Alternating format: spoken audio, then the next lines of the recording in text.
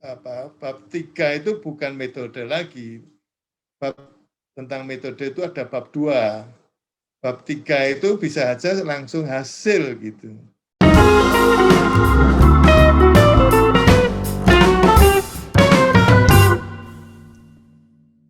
Assalamualaikum warahmatullahi wabarakatuh. Selamat datang di UMK Talks Academy, forum berbagi ilmu dan informasi seputar dunia akademik. Baik, sahabat Sivitas Akademika, sedang bertemu kembali dalam acara ini, UMK Talks Academy tentunya. Hari ini kita akan mengupas sebuah topik baru lagi, namun tentunya bersama kita narasumber andalan kita, the one and only, Profesor Ali Sauka, MA, PhD. Selamat datang kembali, Prof. Assalamualaikum warahmatullahi wabarakatuh. Gimana kabarnya, Prof? Assalamualaikum warahmatullahi wabarakatuh. Baik-baik. Gimana, Mas Adman? Alhamdulillah, Prof. Tetap produktif ya, Prof, selama pandemi? Insya Allah. Amin, amin. Alhamdulillah. Oke, baik, Prof. Seperti yang kita janjikan tadi, Prof. Hari ini kita ingin membahas sebuah topik yang baru, namun masih seputar penelitian, Prof. Ya, hari ini kita mau bahas tentang research methods. Ya, ini sering jadi singa ini, Prof, dalam penelitian ya. Banyak orang takut ya dengan istilah research methods ini, Prof. Oke, Prof, mungkin sebelum ini ya, pertanyaan awal mungkin, Prof, dari saya. Ya, kira-kira elemen-elemen apa saja, Prof, yang harus kita deskripsikan dalam research methods? Ya, kalau kita berbicara research method itu relate ke chapter 3 ya, Prof, umumnya ya, Prof.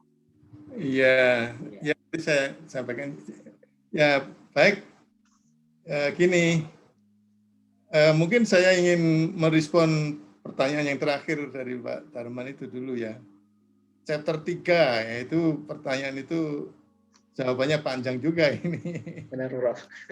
Nih, sekarang ini ada kecenderungan penulisan skripsi, tesis, dan disertasi untuk memperoleh gelar S1, S2, S3 dari perguruan tinggi di Indonesia khususnya, menyesuaikan dengan permintaan editor jurnal yang nanti kira-kira akan memuat hasil skripsi, tesis, disertasi itu dalam bentuk artikel. Nah, kalau mengikuti kaidah penulisan hasil penelitian yang dimuat di jurnal, maka metode itu bukan di chapter 3.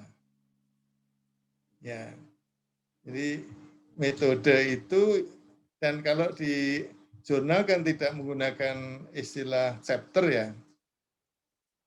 Jadi yang jelas pada umumnya itu setelah latar belakang, ya, kalau nanti bisa aja topik tersendiri karena masalah latar belakang itu panjang.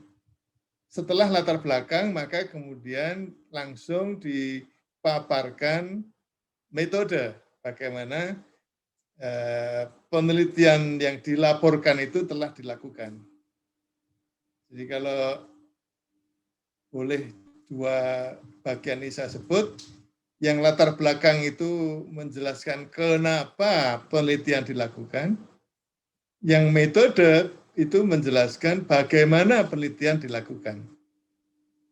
Oleh karena itu, para pengelola perguruan tinggi sekarang lebih melihat bagaimana agar penulis skripsi, tesis, disertasi tidak mengerjakan hal yang dua kali ya, dalam artian untuk menulis skripsi, tesis, disertasi ada caranya sendiri, kemudian untuk menulis artikel di jurnal ada caranya sendiri, yang kemudian tidak sama gitu. Makanya banyak perguruan tinggi, pengelola tinggi yang mendekatkan cara menuliskan skripsi, tesis, disertasi dari segi sistematika dengan cara menulis artikel untuk jurnal. Sehingga metode itu tidak harus di bab 3 di dalam skripsi, tesis, disertasi. Banyak perguruan tinggi yang dalam pedoman penulisan skripsi, tesis, disertasinya itu bab 3 itu bukan metode lagi. Bab tentang metode itu ada bab 2. bab 3 itu bisa aja langsung hasil gitu. Nah, ini jadi artinya kalau bicara mengenai ini bab berapa ya, itu tidak relevan lagi. Gitu. Karena bisa juga bab 2 itu masih seperti dulu, isinya itu laporan kajian pustaka, baru bab 3 itu metode. Nah, saya akan membicarakan tentang bagaimana menuliskan cara melakukan penelitian itu, apakah dengan menggunakan istilah-istilah teknis, saya menggunakan istilah label, itu artinya nama metode penelitiannya, ataukah hanya mendeskripsikan apa yang dilakukan pada waktu melakukan penelitian itu, tanpa harus menyebutkan nama metodenya. Ya, jadi kalau dilihat dikotomi itu, memilih salah satu misalnya, hanya menyebut namanya saja, nama metodenya dianggap cukup, atau mendeskripsikan apa yang telah dilakukan dalam penelitian tanpa harus menyebut sumbernya, tanpa harus menyebut nama metodenya itu. Nah, kalau saya melihat mungkin saja komprominya begini, ya disebut juga namanya, tetapi mendeskripsikan itu juga harus. Jadi nama bisa tetap disebut, katakanlah ini penelitian eksperimen, ini penelitian tindakan kelas, ini penelitian survei, ini penelitian kasus studi kasus, ini penelitian ex post facto misalnya. Dan kemudian apa yang dilakukan juga dideskripsikan. Itu mungkin kalau jumlah kata itu tidak terbatas dalam penulisan skripsi, tesis, disertasi. Jadi dalam penelitian skripsi penelitian untuk menulis skripsi, tesis, disertasi, jumlah kata itu kan tidak dibatasi, sangat sedikit ya, dan artinya katakanlah itu sampai 10.000, 15.000, 20.000, kalau pakai halaman ya ada yang sampai 100 halaman, jadi longgar. Ya, tetapi kalau dalam jurnal itu tempat jumlah kata atau jumlah halaman, kalau sekarang sebenarnya jumlah kata ya, itu dibatasi, sehingga kemudian kalau disuruh memilih menyebut nama tanpa mendeskripsikan, atau mendeskripsikan tanpa menyebut nama, itu yang dipilih oleh pembaca maupun pengelola jurnal itu mendeskripsikannya itu. Karena kalau hanya menyebutkan nama metode penelitiannya, itu tidak bisa memberikan gambaran apa yang sebetulnya dilakukan oleh peneliti. Ya. Jadi kalau kemudian dikombinasikan, nama disebut juga deskripsinya, tapi secara singkat, maka sebenarnya itu tidak akan makan tempat ya, dalam artian jumlah kata atau halaman. Nah, kenapa mendeskripsikan itu penting? Karena pada dasarnya, kalau itu dipublikasikan, atau mungkin tidak perlu dipublikasikan, masih dalam bentuk skripsi, tesis, disertasi, maka pembaca, target audiensnya itu memungkinkan untuk mengulang kembali, memverifikasi atau mereplikasi. Kalau hanya nama saja yang disebut, maka tidak mungkin itu direplikasi atau diverifikasi oleh peneliti lain. Karena yang namanya eksperimen itu banyak sekali. Namanya survei itu caranya bisa macam-macam. Sehingga kemudian yang dipilih adalah, yang harus ada adalah deskripsi secara operasional, sehingga orang, peneliti lain itu bisa mereplikasi, bisa memverifikasi. Nah, ada catatan lain lagi tentang bagaimana menulis metode yang perlu saya komentari adalah bahwa banyak penulis skripsi, tesis, disertasi, dan juga kemudian penulis artikel di jurnal, itu mengutip definisi-definisi yang ada dalam buku tentang eksperimen. Misalnya, eksperimen adalah, kemudian gitu ya, penelitian tingkat kelas adalah, kemudian dikutip apa yang ada dalam buku itu. itu ada dua hal yang perlu saya komentari. Yang pertama, mengutip itu sendiri sebenarnya tidak terlalu perlu ya, karena pada dasarnya yang ada dalam buku itu banyak yang sudah dianggap sebagai pengetahuan umum. Jadi kalau itu pengetahuan umum, maka tidak perlu lagi dikutip sumbernya dari buku tertentu, karena buku lain sekian banyak itu kalau ditulis beda-beda pun bisa saja sama isinya. Itu yang pertama. Jadi tidak perlu ada disebut sumbernya seolah-olah itu menambahi referensi gitu. Padahal sebetulnya yang dikutip itu hal-hal yang sifatnya sudah menjadi pengetahuan umum. Catatan saya yang kedua adalah bahwa apabila itu kemudian dikutip secara banyak ya, itu kemudian pembaca tidak tahu yang dikutip ini juga dilakukan oleh peneliti atau tidak. Itu seolah-olah kan hanya memindahkan dari buku saja. Bahwa dia melakukannya dengan cara yang sama seperti buku, atau diadaptasi, atau ada yang beda, atau beda cara yang dilakukan itu tidak jelas. Padahal yang harus ada dalam bagian metode, baik itu skripsi, tesis, disertasi maupun artikel untuk jurnal adalah apa yang sebenarnya telah dilakukan oleh peneliti dalam melakukan penelitian itu sehingga menghasilkan temuan-temuan yang sudah dilaporkan itu. Nah, ini masih banyak dilakukan oleh khususnya para mahasiswa yang menulis apalagi skripsi itu. Jadi bagaimana mereka kemudian betul-betul menceritakan apa yang telah mereka lakukan dalam melakukan penelitian itu memang harus dilatih itu. Ada juga satu yang saya anggap perlu disampaikan adalah bahwa kalau dari paparan metode penelitian, metode jadi prosedur atau kalau nama judulnya itu yang dalam bahasa Indonesia metode, dalam bahasa Inggris biasanya cuma ditulis method, itu artinya research method ya.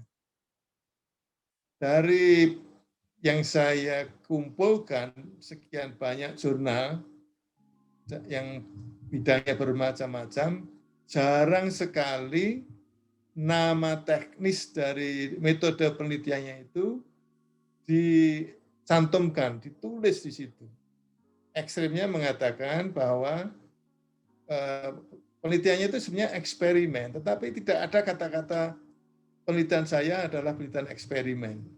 Cukup dipaparkan apa yang dilakukan dalam eksperimen itu, sehingga pembaca tahu bahwa ini adalah eksperimen. Karena Pak Darman saya kira tahu bahwa yang namanya eksperimen itu modelnya, desainnya sangat bervariasi. Ya, ini yang sebagai bukti empiris bahwa pada dasarnya para pengelola jurnal, para editor jurnal lebih menyukai mendeskripsikan apa yang dilakukan peneliti dalam melaksanakan penelitian itu daripada menyebut nama label metode penelitian yang dilakukan. Gitu Mas Darman.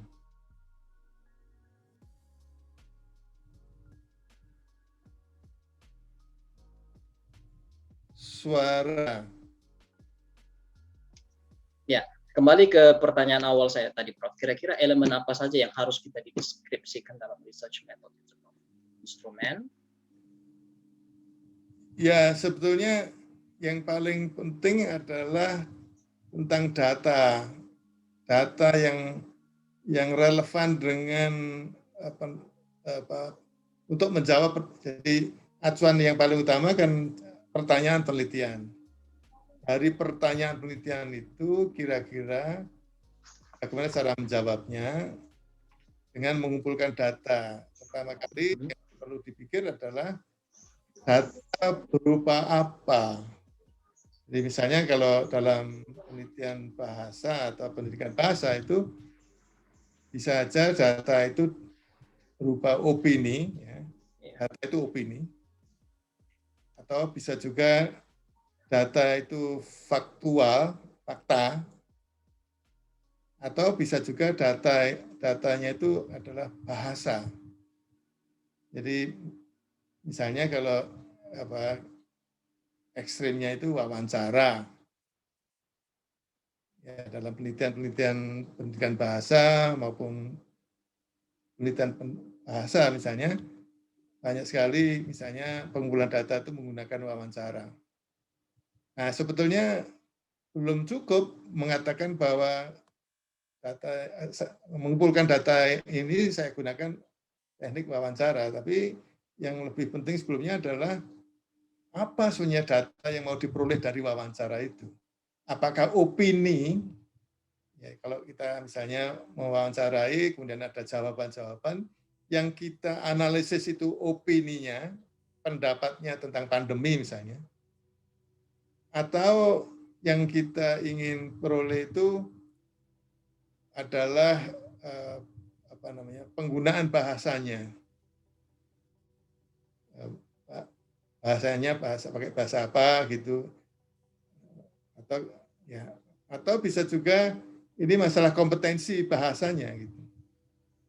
Ya, kompetensi bahasanya dalam artian bagaimana dia bisa memaparkan pendapatnya itu dalam bahasa Indonesia yang baik. Jadi sehingga kemudian itu nanti simpulannya itu ya apakah tentang opini, walaupun data yang dikumpulkan itu menggunakan wawancara, apakah itu tentang kebahasaannya, ya. Apalagi tadi apakah itu tentang benar salahnya atau kompetensi yang kita wawancara itu dari segi bahasanya. Jadi bisa saja tadi misalnya berarti penggunaan bahasa, apakah dia konsisten menggunakan bahasa Indonesia terus atau konsisten menggunakan bahasa Inggris terus. Dari segi penggunaan bahasa, apakah ada code switching atau code shifting, code changing, mixing. Code switching. Yang ketiga bisa juga kompetensinya, kemampuan berbahasanya, salah benarnya gitu. Tapi bisa juga tadi opini ya, opini. Jadi kalau yang opini itu biasa disebut dengan data yang bersifat kualitatif ya. Tapi bisa saja kuantitatif dalam artian berapa kalimat yang dia misalnya aja. Jadi menentukan bukan jenis data yang ingin dikumpulkan itu harus dilihat pertanyaan penelitiannya itu. Apakah pertanyaan penelitian itu tentang opini, ya. Apakah itu tentang penggunaan bahasa yang campur aduk atau apakah tentang kompetensi kebahasaannya. Karena itu akan bisa dilihat dari pertanyaan penelitian. Ini yang seringkali tidak banyak diperhatikan. Baru kemudian dilihat bagaimana caranya mengumpulkan data itu, bagaimana mewawancarai, di mana settingnya, apakah sendirian, apakah bersama-sama, dan kemudian pakai medium apa, instrumen apa apakah itu direkam, apakah itu pakai Google Form, ya pakai kuesioner dan segala macam. Dan sumber datanya itu tepat enggak? Yang tadi